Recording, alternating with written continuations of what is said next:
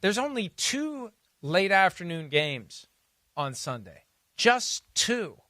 Lately, there have been like 7, it feels like. Yeah, just 2. There's been 5, a lot.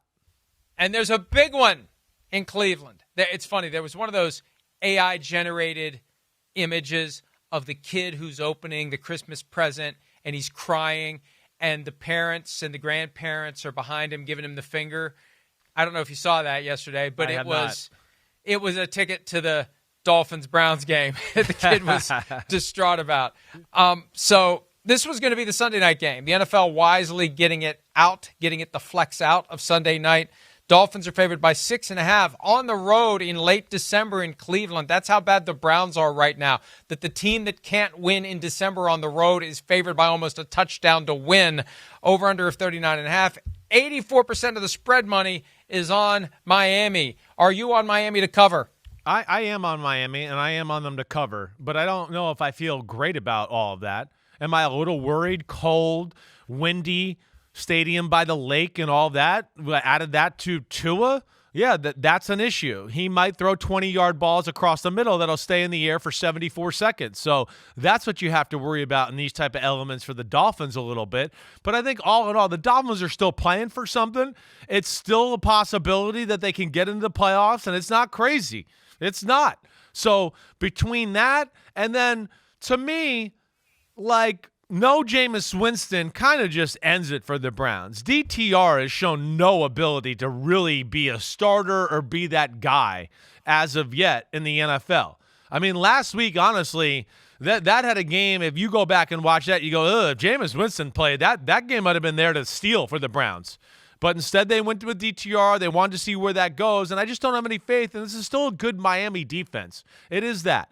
I think the Dolphins, with their little short passing game and all that, are more apt to handle the cold weather than maybe years past. I'll take Dolphins 24-13 on the road.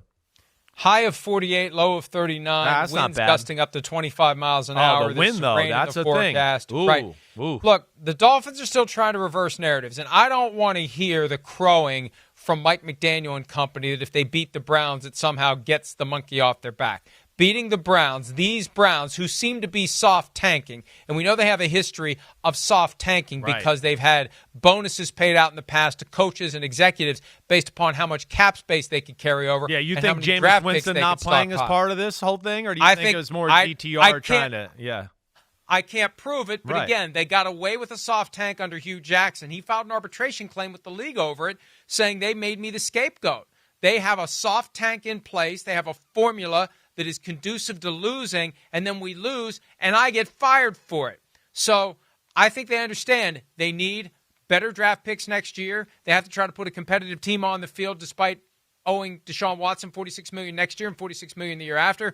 So I think that's part of it. I don't think they want to win. But even then, the Dolphins are going to try to give it to them because the Dolphins can't get it done outdoors in December. And the Dolphins kind of know, look, the Dolphins are either done or they're going to go to the playoffs and lose in the first round. This show does not travel, and we know it. We've seen it. I still have the Dolphins 20-17. So they win, they don't cover, and they're going to act like that this has somehow exercised all of their demons.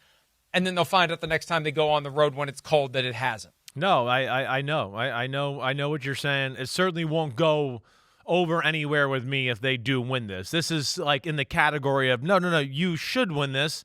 I don't give a damn what the elements are or where the game's played, so you don't get any notch on any belt or a pelt on a horse or a wall or none of that crap. You should. So we'll see where it goes, but yeah, I mean, you look at the Dolphins, what do they need to happen? I mean, if the Broncos lose twice, right, and I think the Colts maybe have to lose too, they're going to be in. That's not crazy to think that can happen. I mean, with the way the Chargers and the Broncos have looked as of late, would I be sitting here shocked? Like if the Chargers somehow lost to the Patriots? No, I will not be shocked. Would it be surprising? Yes, but shocking? No. So I would surely hope that Miami is ready to play their best ball this weekend. Yeah, the problem is by the time they kick off, they're going to kind of they might know they're already screwed. Yeah. That's a problem. Yeah. I still think they go on the road, they win.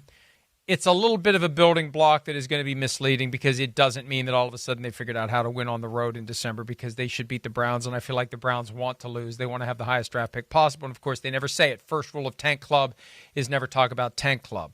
Yo, homies, thanks for watching. Yeah, it's time. The NFL season is here on Chris Simms Unbuttoned. You can hit subscribe to get all the weekly picks, plus our Sunday recaps as the games are happening. Oh, you know it. Nobody does that better than us. Thanks again for watching. Remember to subscribe. Peace out. We'll see you next time on Unbuttoned.